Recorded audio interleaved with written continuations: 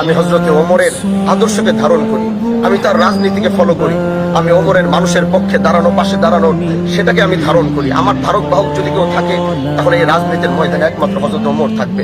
তিনি যেমন রাতের বেলা ঘুরে ঘুরে মানুষের পাশে দাঁড়িয়েছেন, আমি ওয়াদা করছি, আমি কথা বলছি, আমি আল্লাহর উপরে শপথ করছি, এদেশের কোনো ইউনিয়নের মানুষ আমার কাছে আসতে হবে না। আমি আল্লাহর উপরে শপথ করে আমি বলতে পারবো, তিনি আমার কাছে আসার আগে তার সমস্যার কথা শুনে আমি তার কাছে যাব।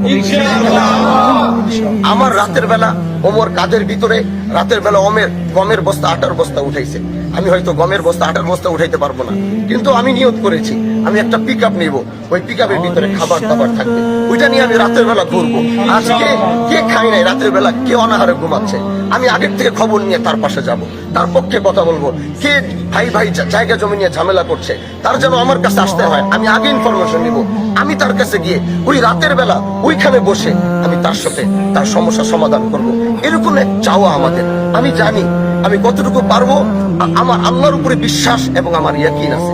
এজন্য আপনাদের সহযোগিতা আর ভালোবাসা, এমন এক সমাজ ব্যবস্থা, এমন এক রাষ্ট্র মেরামত করতে চাই, ওই সংসদে দাঁড়িয়ে গরিবের পক্ষে আওয়াজ দিতে চাই, মজলুমের পক্ষে কথা বলতে চাই, দেশের পক্ষে কথা বলতে চাই, রাষ্ট্রের পক্ষে কথা বলতে চাই।